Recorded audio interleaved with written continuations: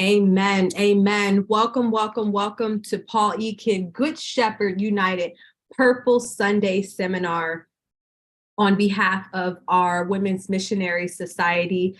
Thank you all so much for joining us as we discuss Purple Sunday. And I'm going to talk about what Purple Sunday is. And so again, after our presentation, then we will have time for question and answer. And my name is Reverend Dr. Gimel Rogers. I am a licensed and board certified psychologist, as well as the pastor of Paul E. Kidd Good Shepherd United. And so, as I indicated, we're going to talk a little bit about what Purple Sunday is. Then we're going to go into the difference between dementia versus depression, a little bit about caregiving, grief, and then stress management and self-care.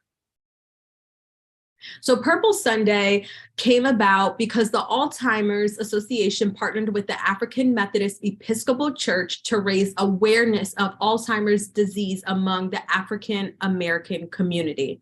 It was designed to educate members of the faith community about Alzheimer's and other forms of dementia. And so let's jump right into it.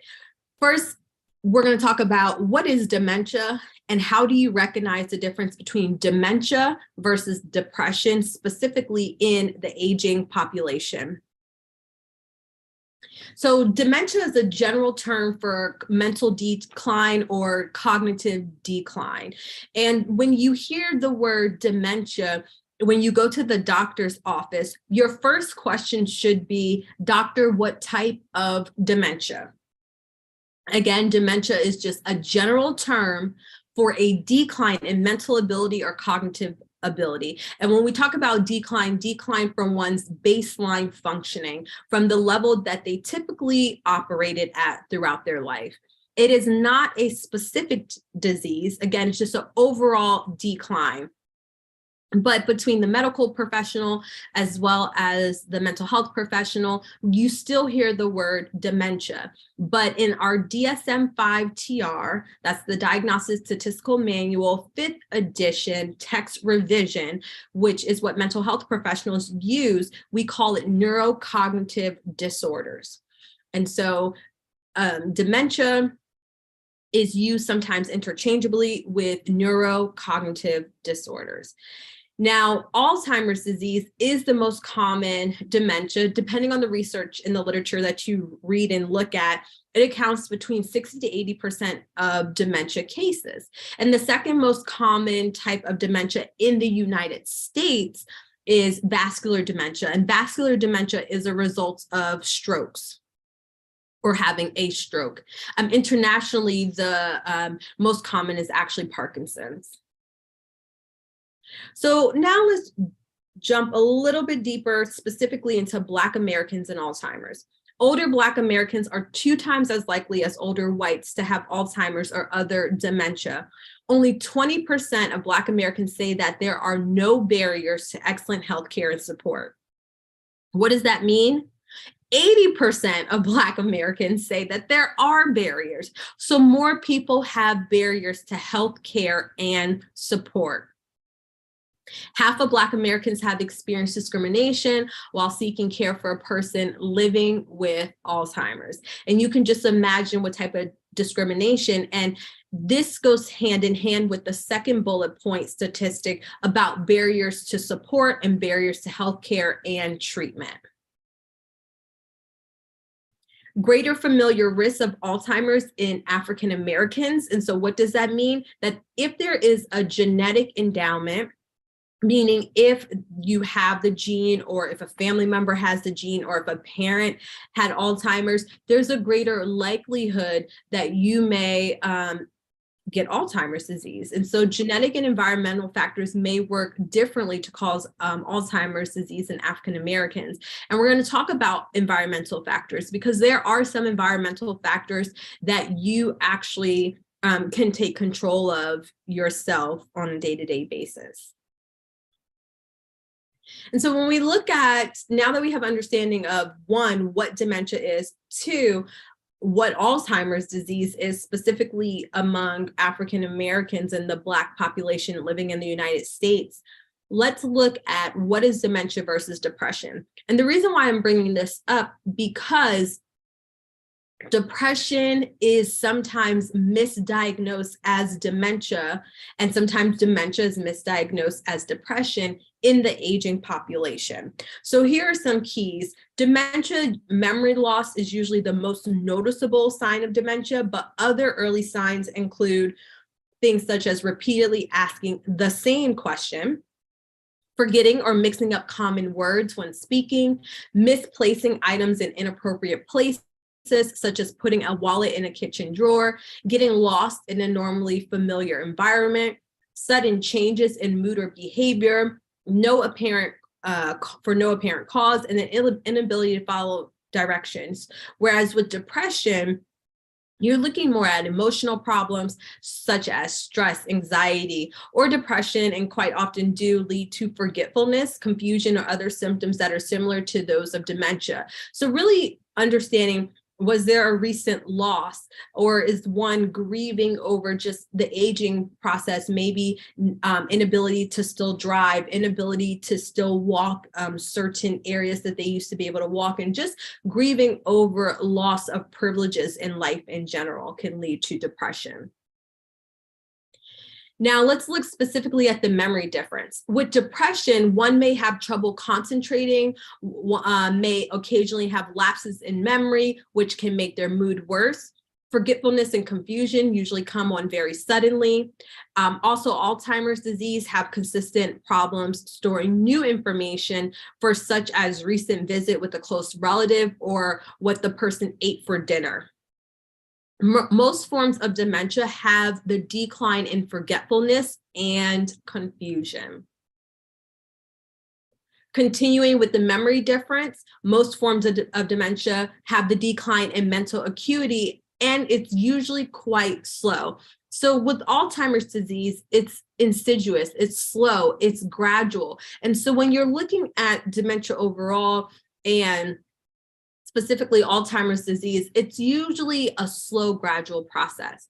A person who is depressed is more likely to recognize the prevalence of memory issues, as opposed to those with dementia who don't necessarily notice the decline in faculties as much.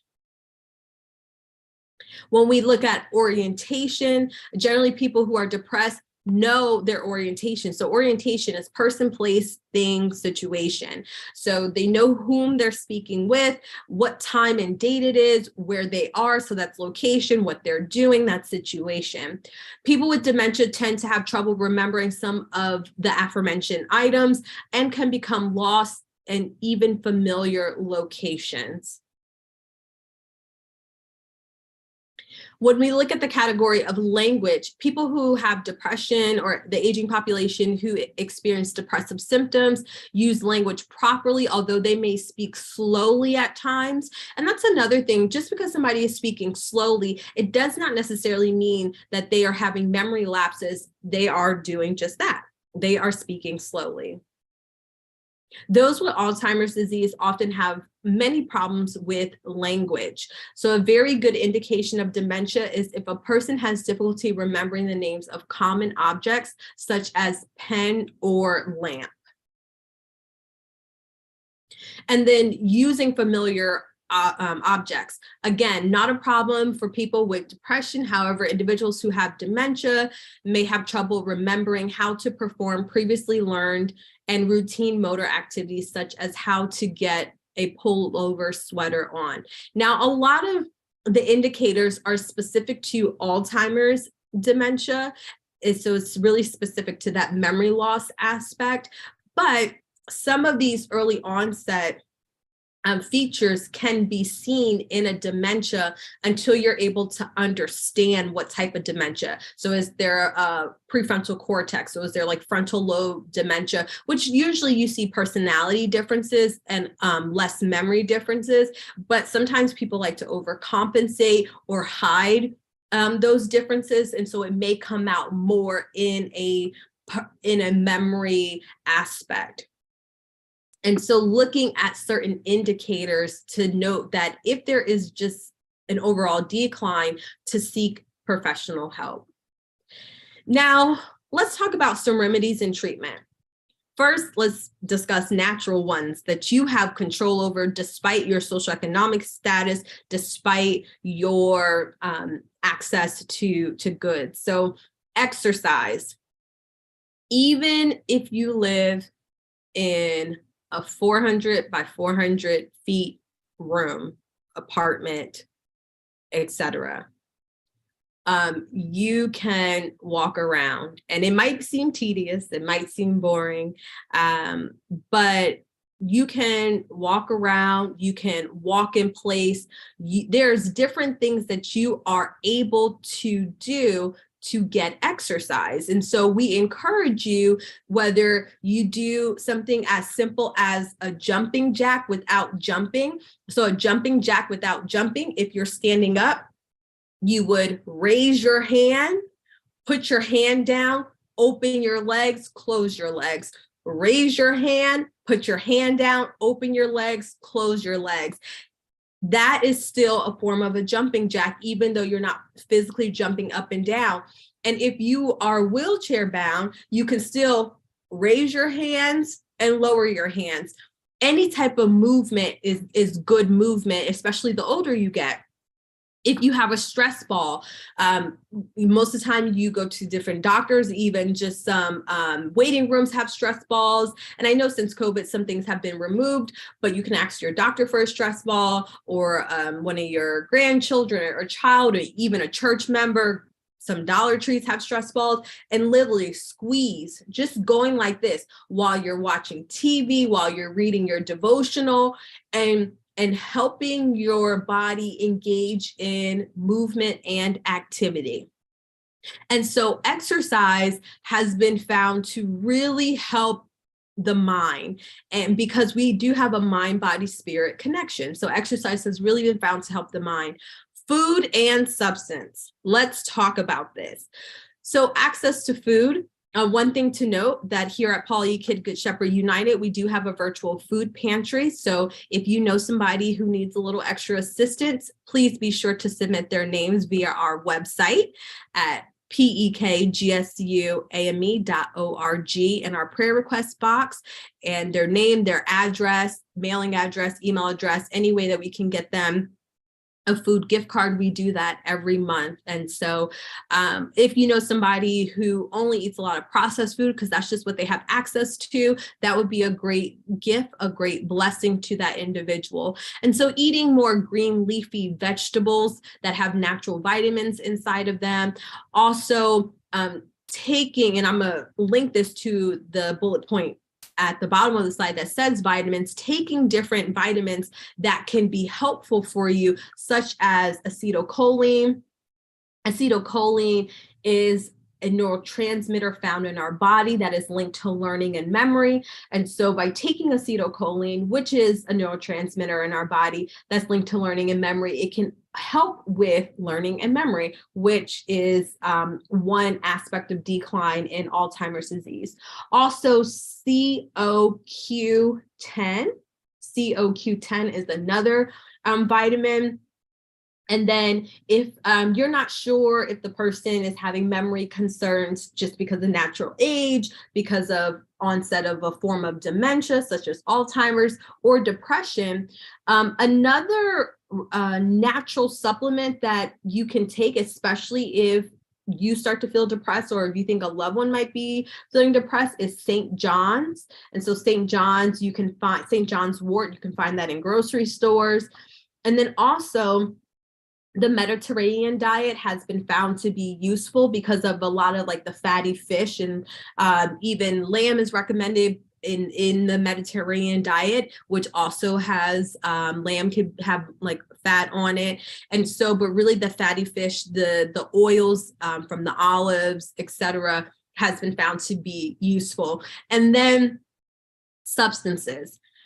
There's been a plethora of research that has been done on substance use and memory consolidation, the impact of memory, as well as there is a plethora of research on untreated trauma and people who use substances and memory consolidation and blacking out and just memory in general. So with that being said, given the fact that most ethnically diverse individuals, and because we're talking about Black Americans and Alzheimer's, a lot of Black Americans have suffered different forms of trauma, whether childhood trauma from racialized traumatic stress or childhood abuse, whether physical, old school whippings / beatings, depending, because there is a difference.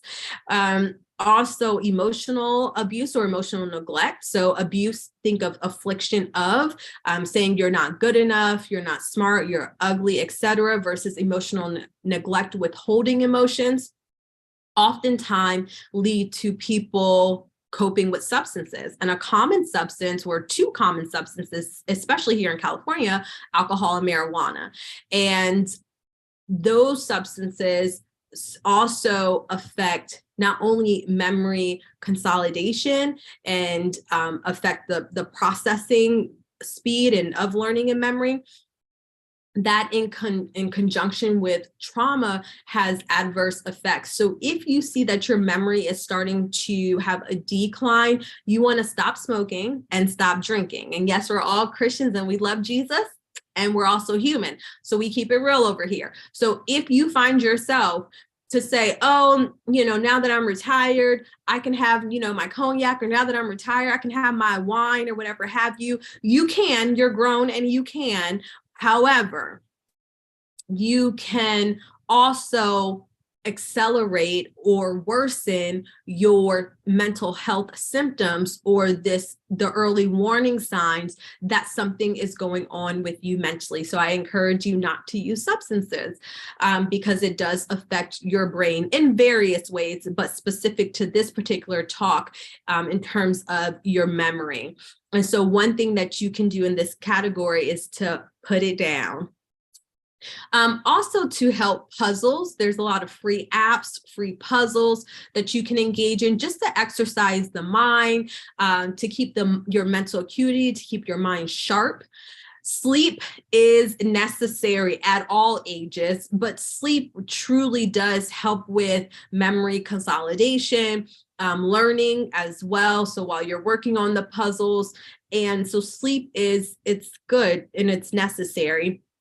And when you eat a well-balanced diet, as well as when you take vitamins that I had talked about earlier, when you stop drinking and you stop smoking and you exercise, whether it's walking in circles, whether it's some form of movement, even standing against the wall if you're able, and just kind of like pushing yourself off the wall, trying to exercise your arms, all of that helps you to stay active, and it activates your brain, which helps slows down the process. And speaking of slowing down the process, there's been a new FDA approved drug for Alzheimer's. And you can look it up. It's spelled ADUHELM, ADUHELM, and lots of controversy over it. One thing that the research showed that this drug is effective at reducing plaques. And so plaques and tangles and beta amyloid buildup, that's what is common, and that's what is found in people who have Alzheimer's disease. And so Alzheimer's is one of the diseases that you actually get confirmation once the person has passed away, so once the person has died. But there's different signs and symptoms that we can observe and notice to say this is Alzheimer's disease. But we don't know for certain until the person passed away. So this particular drug can actually slow down the plaques and the beta amyloid buildup. However, it is controversial because the research has concluded that the benefits are ambiguous and it's not worth the cost. So I encourage you to do your own research on this drug and to see if you think the benefits are ambiguous and if you think that it's worth the cost. But that just wanted to put that out there, that there are plenty natural remedies that can help mediate and mitigate the process, but the new FDA drug has been proven to actually slow down. And one thing I didn't have on this slide is just an overall positive attitude. And a lot of research has indicated that depending on your attitude about your diagnosis, it affects your prognosis. And so mind over matter. And as we transition a little bit into talking more about the caregiving, one quote I would like to highlight here: the expectation that we can be immersed in suffering and loss daily and not be touched by it is as unrealistic as expecting to be able to walk through water without getting wet. And so I really wanted to highlight this quote because we first laid the foundation about the purpose of Purple Sunday, what dementia is, Alzheimer's, how Alzheimer's affects Black Americans. And now, if you're a caregiver, or even if you're the person experiencing these symptoms, how could it possibly be affecting you? So first, we're going to talk about caregiving, and then we're going to jump into grief. So caregiving, we all know it's a process in which one person tends to another's needs. Caregiving is definitely a circle of life, from being cared for as an infant all the way to being cared for as you get older. And typically it happens for a child, like a child is a caregiver, but it can also be a spouse, and both have unique challenges. And if you are a caregiver for a spouse and a child, a parent, that can also come with its unique challenges. And so while it's not easy, it's necessary to take breaks without guilt. So really trying to schedule in at least a day of rest, or if you can get a week's vacation. But caregiving is 24/7. Anybody knows once you have a child, no matter how grown they get, you're still a parent. Now, when you become a grandparent, it's a little different story, but you are still that caregiver, that caretaker. And so it is really challenging when you feel that you are pulled in multiple different ways to put the brake off. So it is encouraged that you take a break sooner rather than later.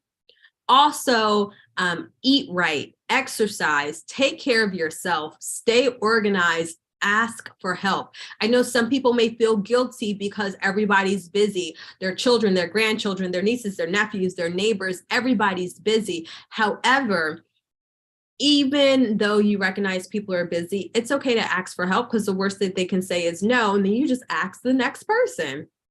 But trying to do everything yourself is definitely going to lead to burnout. And so it is important that you understand the warning signs of caregiver burnout. Caregiver burnout is a true state of exhaustion, mental, physical, spiritual, flat out tired. It tends to happen when caregivers try to do it all. Again, ask for help without getting the help or rest that they need. Sometimes the burnout can lead to careless mistakes or even abuse. Now let's transition a little bit to grief. Grief is seen in the individual who received the diagnosis, in the individual who's observing the different symptoms that they are experiencing, as well as the caretaker and family members. So grief is a natural part of human life experience, but being a caretaker truly comes with a different unique set of its grieving process. And so with grief, mourning is experiencing grief for and recognizing the losses one has endured. And there's different forms of grief. There's traumatic, complicated, prolonged grief. And this is defined grieving for 6 months or longer. So this is when we get into true clinical grieving. And yes, there's cultural grieving, which this presentation will not touch on, but I did want to underscore that. One thing to notice that with traumatic grief, it's when the situation was traumatic in nature, Complicated grief, so persistent complex bereavement, is caused by the death of someone close to you, but it's much stronger than normal grief. When you are a caretaker, caregiver, you find yourself starting to grieve, starting to go through a natural grief process. And people use this process differently. Some people, when they're a caretaker, they may actually find the silver lining of joy that they're with their loved one through the process, and they're able to spend a little bit more time with their loved one, even though they see the decline. Other people, it's a little bit harder on them to see the decline versus if something more traumatic happened. There's no right or wrong way to which category to be in, how to process it. It's just, we're all different. We all experience grief differently. And so it is something to note. And this is a point of reflection. I encourage you to write down in your journals, on your notepad, wherever you are, how do I grieve? And even if you're like, I'm happy, life is good right now, at some point in your life, you have grieved. So think as far back as you can remember, how do you grieve? How did you grieve over a loss of a pet, a loss of a friendship, a loss of a romantic relationship, a loss of a child, a loss of a spouse, a loss of a job, a loss of a dream? How do you grieve? How do you take on the grieving process and really understand how you grieve is actually an indication of what you should do to cope, which we're going to talk about. So another thing to note is complicated grief. Complicated grief, it's a powerful pain when you think of your loss of loved one. It's a heightened focus on reminders of your loss of loved one, overall feeling of numbness, a feeling of bitterness when you think about your loss, a loss of purpose or motivation, a loss of trust in friends, family, and acquaintances. So it's really a disruption to one's life. All right. So as we transition from caregiving and how the impact of caregiving can have on somebody, especially the grieving process, and I gave you all a point of reflection of understanding how you grieve, what are the signs of grief in your life. Now we're going to talk a little bit about stress management and self-care. So first, let's understand stress. Stress happens to all of us. Stress happens every single day. Stress is just a situation happens, you appraise it, is it good or bad? After you appraise if it's good or bad, what emotions come with the stress? And then do you approach it or do you withdraw? So do you avoid? What resources do you have at that moment to deal with the situation?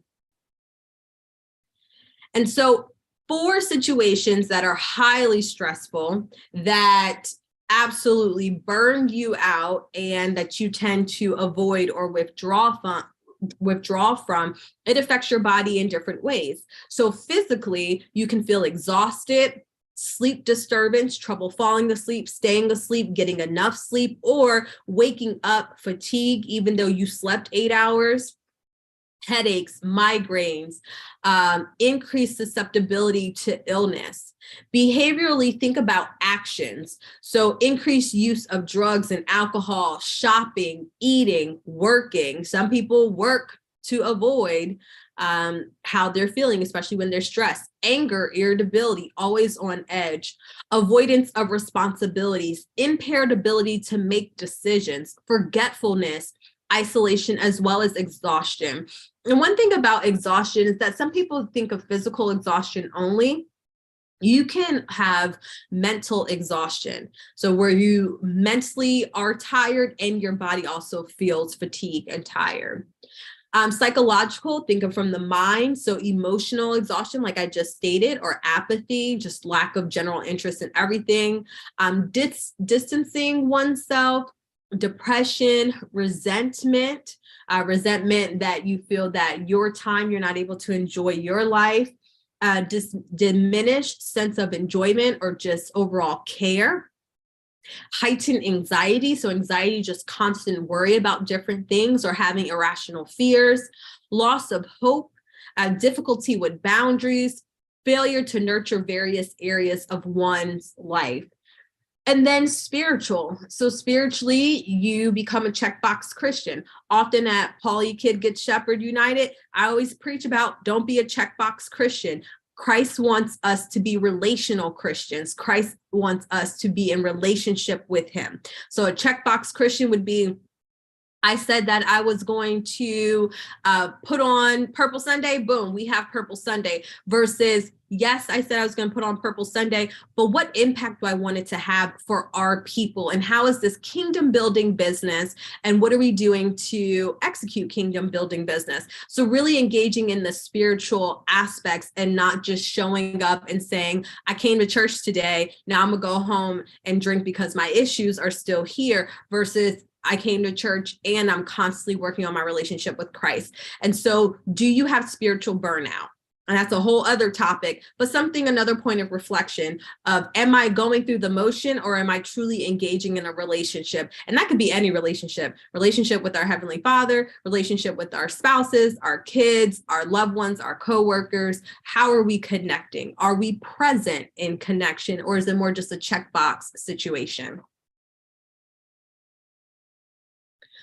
Also, you want to look at individual risk factors, such as your personality style and coping. And that's why I encourage you during our first point of reflection to look back the first time you grieved.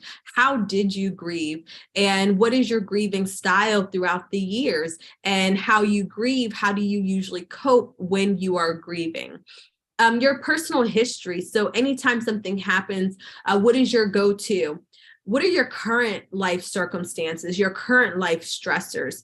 Do you feel that you have social support, or do you feel like that social support is in name only?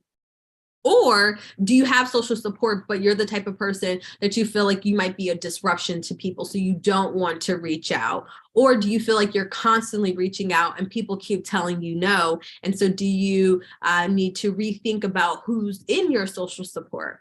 And then again, spiritual connections and resources. Are you tapping into your church? Are you tapping into the AME church? We're a connectional church. So not just your local church, but are there any resources outside of your local church that you can also tap into? And ultimately, what is your work style? And then community risk factors. So culture, understanding cultural resources, and with culture, some people cannot talk about certain topics. And so wanting to know, like, are you able to say, hey, I'm burnt out. I'm actually starting to feel depressed. I really see that my spouse is on this decline and I can't help my spouse anymore because I need some help.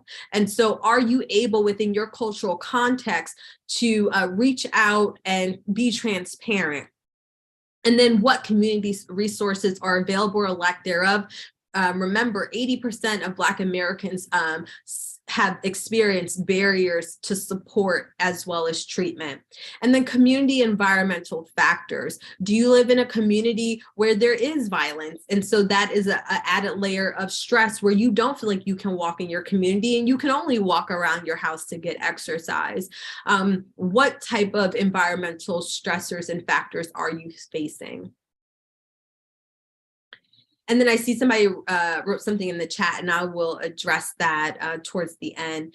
And then individual protective factors. So understanding self-awareness, willingness to ask for help or support, openness to learning and growing, optimism, ability to set boundaries. Let your no be no. No is a full sentence and no is biblical.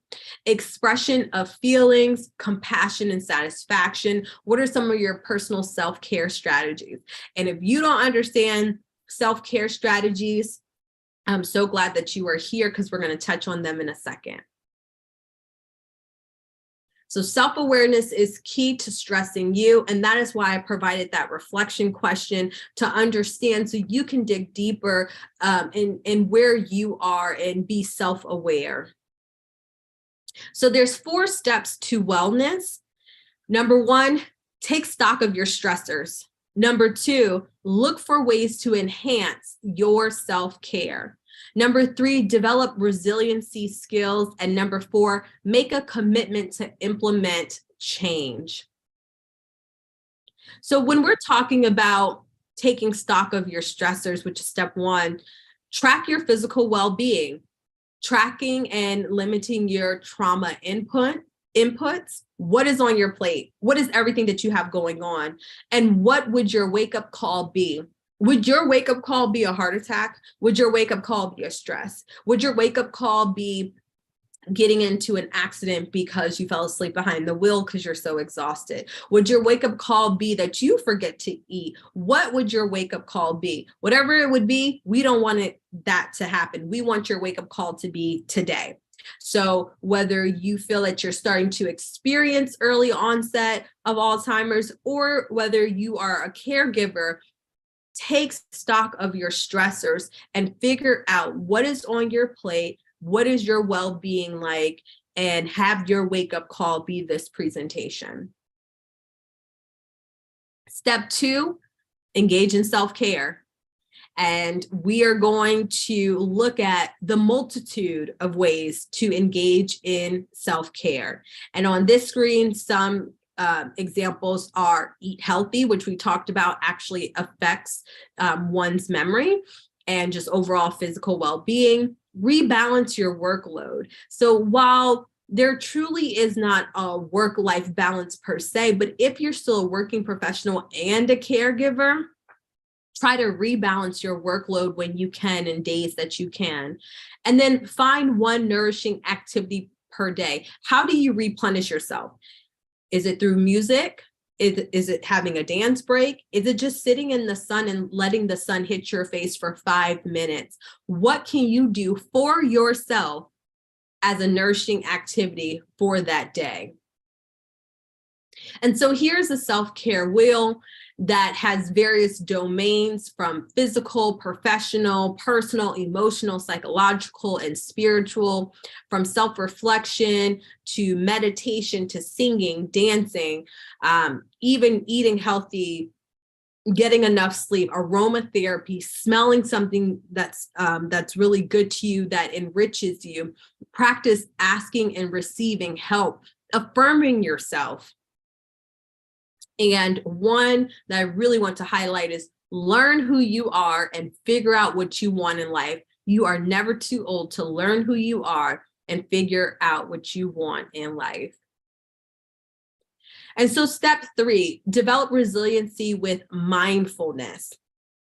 So mindfulness is really understanding your thoughts and your body and connecting them. And so sitting down, meditating, and just doing a body scan. Where do I feel tense? Where do I feel pain? How am I feeling today? Even doing a mindfulness activity, I encourage you, our Mental Health Monday of this month, Dr. Jessica led us through understanding our senses, and one activity that is really powerful when especially getting into mindfulness is mindfulness eating. And this helps at all ages, but taking a piece of candy, holding that piece of candy, first observing, what does the candy look like? What is this wrapper? Then putting in your mouth, what is the initial taste? What is the texture? What is the feel? Sometimes we're so on the go that we know and we're aware that we ate, but we don't know what it tastes like. We really don't know what it was, whether it was seasoned or anything. And so slow down.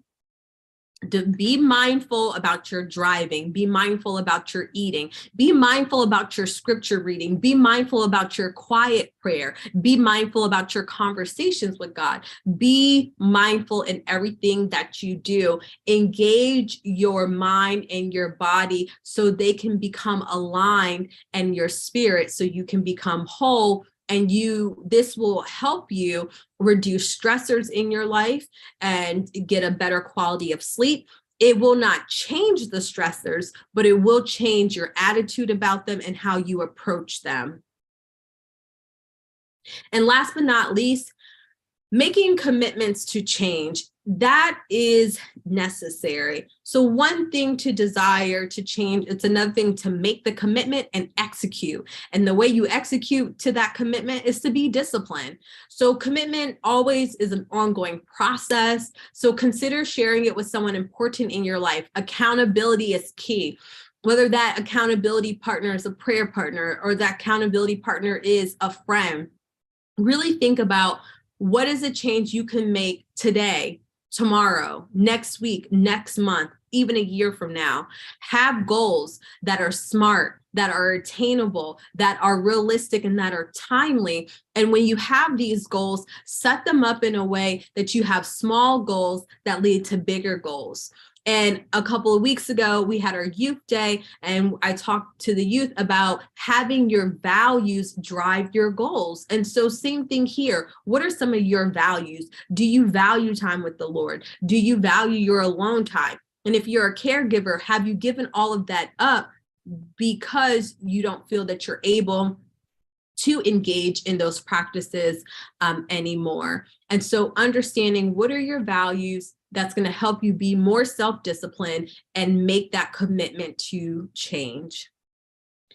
On behalf of Paul E. Kidd Good Shepherd United, thank you so much for joining us for today's presentation. We are going to have a question and answer period and just points of reflection and discussion. And we thank you so much. And so